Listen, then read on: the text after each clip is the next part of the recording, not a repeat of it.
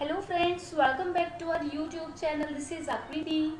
Welcome back friends after Diwali festival. Hope you have enjoyed your Diwali well. Friends, we are very sorry that we could not upload the videos of 18th and 19th October due to this Diwali festival. But soon we will upload them all. Friends, today I am going to explain the 19th October's article because 28th October's article was not published due to this Diwali festival. So let's begin the 19 October's article.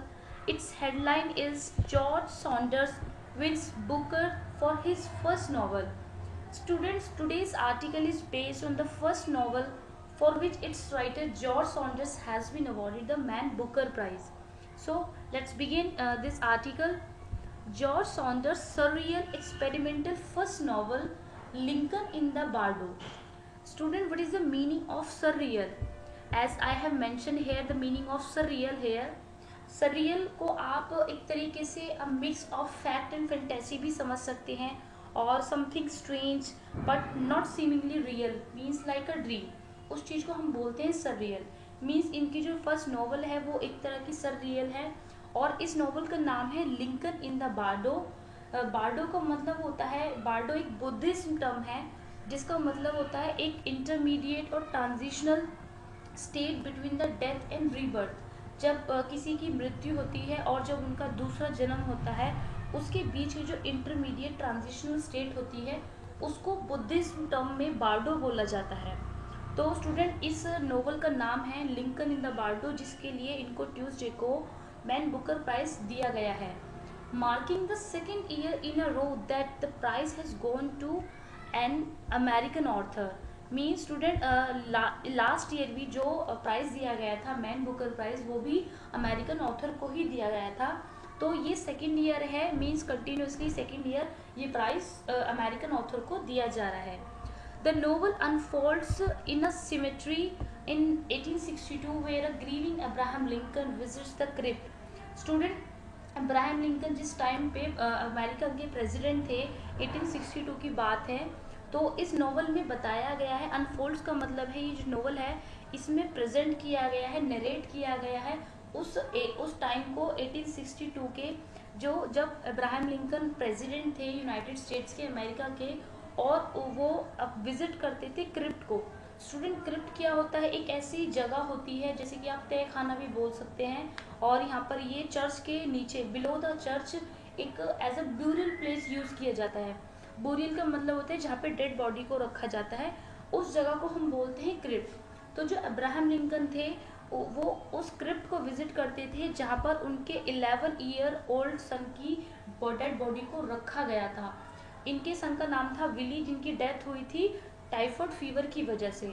तो 1862 में जो symmetry है, symmetry में वो इस जगह पर regularly visit किया करते थे. तो उस सिचुएशन को उसके बारे में नरेट करती है novel. At the graveyard, graveyard के बारे में हम सभी जानते हैं.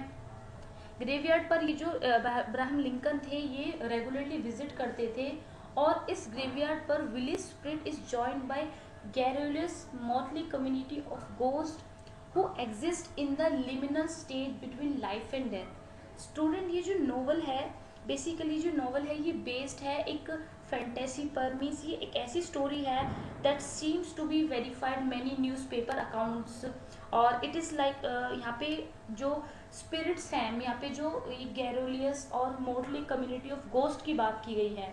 तो जो विली की स्पिरिट थी जो अब्राहम लिंकन के जो बेटे थे, मीन्स ऐसा इस नोवेल में बताया गया है कि उनको उनकी जो मुलाकात हुई काफ़ी सारे गोस्टों से हुई. गैरोलिस का मतलब होता है जिनसे हम बात कर सकते हैं, ऐसे भूत, ऐसे जो भूत होते हैं. और मोटली का मतलब होता है मिक्स मीन्स वेरियस कम्युनिटी. उनको उन गोस्ट से उनकी मुलाकात हुई who exist in the liminal state between life and death. तो ऐसे घोस्ट जो कि इस बार्डो का मतलब जो स्टेट होती है लाइफ और डेथ के बीच में, उस बीच में जो हमारी जो सोल है जो भूत बन जाती है, इस नोवेल में ऐसा बताया गया है. ऐसे भूतों से जो अब्राहम लिंकन बेटे हैं उन्होंने उनकी मुलाकात हुई एट द ग्रेवयार्ड. तो स्टूडेंट, ये जो स्टोरी है बेसिकली ये एक तरह की फैंटेसी है, मीन्स लाइक अ ड्रीम है जो कि रियल नहीं होती है. ये सरियल टाइप की नोवेल है. इसके लिए इनको अवार्ड दिया जा रहा है। So student, at times the narrative feels means at times इस समय narrative feels में जो narrator है वो ऐसा feel करते हैं more like a play or an oral story than a novel, means ऐसा लगता है कि novel से बढ़कर, novel से हटके एक oral story है और एक तरह का ये play है। with dialogue among ghosts means जिसमें वो ghost से बात करते हैं, interspersed with scraps of historical research and snippets of the contemporary news accounts that Saunders gathered or in some cases invented। Student means इस नोवेल के बारे में पढ़कर ऐसा लगता है कि जो नरेटर है he feels more like a play, means वो एक प्ले कर रहे हों, एक ओरल हिस्ट्री हो देन अ नोवेल। और यहाँ पे इसमें बताया गया है कि घोस्टों से बात होती है। और इंटरस्पर्स्ड का मतलब होता है मिक्स विद स्क्रैप्स का मतलब होता है पीसेस और स्मॉल पीसेस, जैसे कि मैंने यहाँ पे मेंशन भी किया है। मीन्स कुछ हिस्टोरिकल रिसर्च हो, स्निपेट्स का मतलब होता है पीसेस, उन्होंने कुछ न्यूज़ अकाउंट से कुछ न्यूज़ गैदर की, मीन्स ऐसे क्या इंसिडेंट हुए हैं जो कि उनकी इस नोवेल पर सूट कर सकते हैं। तो इन सब चीज़ों का ये कॉम्बिनेशन है ये नोवेल। और इन एन इंटरव्यू, उन्होंने एक इंटरव्यू में ट्यूसडे को बोला है सॉन्डर्स ने, he was encouraged that the जज had recognised such an unconventional novel, means उनको अच्छा लगा है, वो काफ़ी इनक्रेज हुए हैं कि जो जजेस हैं उन्होंने ऐसा बोला है कि ये जो नॉवल है ये बिल्कुल अनकन्वेंशनल है, मीन्स जैसा नॉर्मली नॉवल होती है उससे बिल्कुल हटकर है। फॉर मी, मेरे लिए the nice thing is that the book is hard and it's kind of weird. मेरे लिए ये जो बुक है एक तरह की बहुत डिफ़िकल्ट है और बिल्कुल वियर्ड तरीके की है, और it's not a traditional novel, और ये बिल्कुल नॉर्मल कन्वेंशनल नॉवल की तरह नहीं है। सॉन्डर्स ऐसा बोलते हैं। I did not do it just to be a fantasy, जैसे कि इस नॉवल के बारे में पढ़कर सभी को पता चल रहा हो कि एक तरह की फैंटेसी है, फैंसी है, तो ऐसा ही सॉन्डर्स ने बताया है। But because there was this emotional core I could feel, because इस नॉवल में कुछ इमोशनल टच है जो कि वो फील कर सकते हैं अब्राहम लिंकन के अपने आप को उनकी जगह पे रख के, and that form was the only way I could get to it, और इसी की वजह से वो इस नॉवल को लिख पाए हैं। बिकॉज इमोशनल टच की वजह से उन्होंने अपने आप को अब्राहम लिंकन की तरह जगह रख के ऐसा सोचा है कि वो कैसा फील करते हैं अपने बेटे की ग्रेवयार्ड पे जाकर, और उनको क्या फील होता है। ये सब चीज़ें इमेजिनेटिव हैं स्टूडेंट्स, तो इस नॉवल को इसीलिए एक अनकन्वेंशनल नॉवल बोला गया है। At a news conference in London, means news conference में बताया गया है लंदन में, लोला यंग जो है एक चेयर है जज की, जो जज की चेयरवुमन है, उन्होंने ऐसा बोला है, द नोवेल वॉज यूनिक, ये नोवेल है पूरी तरह से यूनिक थी, and stood out because of its innovation, और इसको इतनी सक्सेस इसलिए मिली है बिकॉज इसमें कुछ इनोवेटिव तरीके से लिखा गया है। इसका जो लिखने का स्टाइल है बिल्कुल टोटली डिफरेंट स्टाइलिंग की गई है। The way in which a paradoxically brought to life these almost dead souls, means जिनको हम मानते हैं कि जो हमारी मृत्यु के बाद पूरी तरह से ख़त्म हो जाती हैं, डेड सोल्स हो जाती हैं, उनको एक तरह की ज़िंदगी दी है। मीन्स उनके बारे में बताया है कि हमारी डेथ से लेके और जो हमारा रीबर्थ होता है उनके बीच में जो एक स्टेट होती है उसके बारे में यहाँ पे उन्होंने इसको समझाया, बताया है। Not quite dead souls, this other world, means हम इनको पूरी तरह से डेड सोल्स नहीं बोल सकते हैं, एक दूसरी दुनिया की बात इस नॉवल में की गई है। By awarding this prize to Saunders, the judge will like face a renewed, means इस अवार्ड करने के बाद सॉन्डर्स को जो जजेस हैं जिन्होंने इस नॉवल की तारीफ की है और अगेन सेकेंड ईयर उन्होंने एक अमेरिकन को प्राइज़ दिया है, तो इसकी वजह से उनको बैकलैश भी उन्हें एक्सेप्ट करना पड़ेगा। बैकलैश का मतलब होता है स्टूडेंट, जब हमें पब्लिक से या फिर बहुत सारे नेगेटिव रिएक्शन मिलता है तो उनको फेस करना पड़ेगा, बिकॉज उन्होंने सेकंड टाइम एक अमेरिकन को अवार्ड दिया है और इसकी तारीफ भी की है। तो जो इस चीज़ की अपोजिशन है, जो इस चीज़ का अपोज करते हैं, क्रिटिक्स हैं, उन चीज़ों की उनकी तरफ से जजेस को में भी स्ट्रॉन्ग नेगेटिव रिएक्शन भी फेस करना पड़े, जैसे कि मैंने बैकलैश का यहाँ पर मीनिंग भी मेंशन किया है। हु हैव कंप्लेन, मीन जो क्रिटिक्स हैं जो इस चीज़ का अपोज करते हैं, और ऐसा उन्होंने कंप्लेन किया है कि जो प्राइज़ है, the prize has become Americanised, means last time भी अमेरिका को प्राइज़, एक अमेरिकन को प्राइज़ दिया गया था, और इस ईयर भी आपने एक अमेरिकन को प्राइज़ दिया है, तो स्टूडेंट उन क्रिटिक्स का एक ऐसा कहना है कि ये जो प्राइज़ है ये सिर्फ अमेरिकन के लिए बना है और हैज़ बिकम अमेरिकनाइज, तो वो इस चीज़ का अपोज कर सकते हैं। लास्ट ईयर जो अवार्ड मिला था पॉल बीटी को मिला था, वो फर्स्ट अमेरिकन थे जो कि इस प्राइज़ को रिसीव किया था। उन्हें ये जो प्राइज़ मिला था द सेल आउट के लिए मिला था, जो कि एक डार्क सेटायर थी about the race, a legacy of a slavery and the segregation in America. Means America में जो भेदभाव होता है और जो स्लेवरी मीन्स जो नौकरों को रखने की लेगेसी होती है, और जितना भी डिस्क्रिमिनेशन होता है अबाउट द रेस, उसके ऊपर वो नोवेल बेस्ड है, तो उसके लिए उनको प्राइज़ मिला था।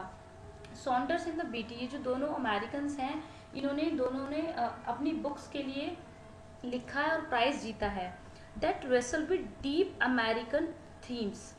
सॉन्डर्स एंड बीटी ने जो प्राइज़ जीता है वो अपनी उन बुक्स के लिए जीता है जो कि लड़ती हैं, मीन्स जो अमेरिकन थीम्स हैं उन पे उन्होंने अपनी बुक्स लिखी है, और वो डीपली जो अमेरिकन इश्यूज हैं उनके लिए ये बुक्स लड़ती हैं। मीन्स उन्होंने इन बुक्स में बेसिकली डीपली अमेरिकन थीम्स के ऊपर ही लिखा गया है। This year 3 of the 6 finalist were American. Mean इस साल जो फाइनलिस्ट थे, जो 6 फाइनलिस्ट थे, उनमें से 3 फाइनलिस्ट जो थे वो अमेरिकन थे। Which prompted another round of criticism, इसकी वजह से भी काफ़ी क्रिटिसिज्म हो सकता है। जो क्रिटिक्स हैं वो इस चीज़ का अपोज कर सकते हैं that emerging British and Commonwealth writers were being overlooked. Means वो ऐसा बोल सकते हैं, जो क्रिटिसिज्म है, जो क्रिटिक्स हैं, कि जो अमेरिकन, ब्रिटिश और कॉमनवेल्थ राइटर्स हैं उनको इस चीज़ से नेग्लेक्ट किया जा रहा है और उनको नहीं देखा जा रहा है। यंग जो जज है, young dismiss the notion, means वो इस आइडिया को पूरी तरह से डिसमिस करती हैं कि जो अमेरिकन्स हैं have colonize Britain's most prestigious literary award. Means वो इस चीज़ को पूरी तरह से खारिज करती है, इस आइडिया, क्योंकि जो ये अवार्ड है जो ब्रिटिश का, ये ब्रिटेन का मोस्ट प्रेस्टिजियस लिटरेरी अवार्ड कहा जाता है, मैन बुकर प्राइज अवार्ड। तो वो इस चीज़ को पूरी तरह से डिसमिस करते हैं कि सिर्फ अमेरिकन्स ही इस अवार्ड को ले रहे हैं और अमेरिकन्स के लिए ही ये अवार्ड बना है। We don't look at the nationality of the writer, means हम जब अवार्ड देते हैं, हम जब प्राइज़ अवार्ड करते हैं, तो हम राइटर की नेशनैलिटी की तरफ नहीं देखते हैं। ऐसा यंग जो कि जज हैं उन्होंने ऐसा कहा। We are solely concern with the book, means हम पूरी तरह से बुक के ऊपर कंसर्न करते हैं with what the book is telling us, means जो बुक है हमसे क्या कहना चाह रही है। अनटिल रिसेंटली, मीन्स इन 2 सालों से पहले, the Man Booker which was first awarded in 1969, जो पहली बार 1969 में अवार्ड किया गया था, was restricted to the novels written by authors from Britain. Means in 2 novel से पहले, रिसेंटली से पहले क्या होता था कि जो ये नॉवल था सिर्फ उन्हीं को दिया जाता था, उन्हीं ऑथर्स को दिया जाता था जो कि ब्रिटेन के होते थे और आयरलैंड के होते थे या फिर कॉमनवेल्थ नेशंस के होते थे। बट इन 2014 में क्या हुआ, तो contest was open to any novel written in English. Mean ये कॉन्टेस्ट जो है मैन बुकर प्राइज़ का, ये उन सभी नॉवल के लिए ओपन हो गया जो कि सिर्फ इंग्लिश में लिखी हों और ब्रिटेन में पब्लिश हों, क्योंकि ये जो मैन बुकर प्राइज़ है ये ब्रिटेन का ही लिटरेरी अवार्ड है। तो पास्ट विनर्स, जो कि पास्ट विनर्स रह चुके हैं, वो हैं मार्गरेट एटवुड, काजुओ इशिगोरो, जिनके बारे में हमने पहले आर्टिकल में भी पढ़ा है, वी.एच. नैपोल एंड हेनरी मिल्टन। तो स्टूडेंट, ये जो आर्टिकल है ये एक तरह का नरेशन है जिसमें जो राइटर हैं वो बताते हैं इस नॉवल के बारे में, और जो राइटर हैं उन्होंने किस तरीके से क्या इमेजिन करके इस आर्टिकल को लिखा है। तो स्टूडेंट, आर्टिकल काफ़ी इजी था। इस आर्टिकल से रिलेटेड आपको कोई भी प्रॉब्लम होती है तो आप प्लीज़ कमेंट बॉक्स में ज़रूर पूछिए। और student, till then goodbye, take care.